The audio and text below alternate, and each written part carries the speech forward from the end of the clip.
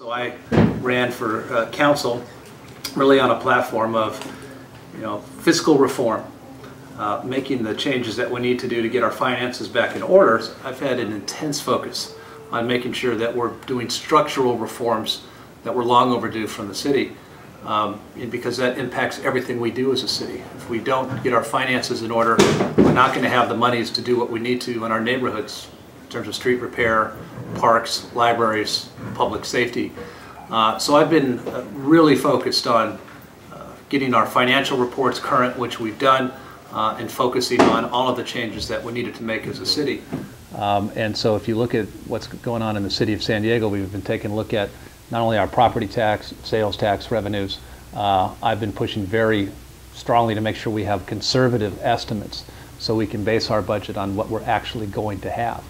And the city needed to go through some of these changes that we're going through, because I believe that we were structured poorly, we were bloated in some areas, and we've had to make some decisions that were long overdue. The city needs to do its part, just like private businesses are doing during this recession, which is taking a hard look at how it's doing business and making the changes, because there's only so much money, and we have to make do with less. A lot of big ticket items that are out there. And I will tell you, from my perspective, whether you're talking about City Hall or library or convention center, each of them has their slightly different issues. But they all have to be looked at through the prism of what can the city afford right now, and in terms of not impacting the general fund, because we have so many important obligations to our neighborhoods throughout the city. In the past, the city had used Mission Bay Park as they've siphoned money away from the park, money that was generated from leases that was supposed to stay in the park. And one of my main goals, which I was very proud of, that the voters overwhelmingly supported this past year, was to change that, was to ensure now that that money stays in Mission Bay Park for environmental improvements and public improvements.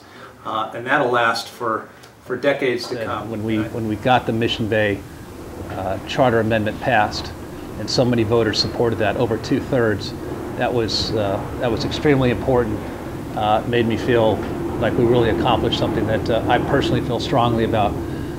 When I see some of the changes we've made to the audit committee as well, and the structural changes that we've made, you spend a lot of time in city government on meetings, on process, and what I enjoy the most is actually accomplishing things. But that's one of the, like I said, that's one of the things that I probably like most about the job, is the opportunity to interact with people.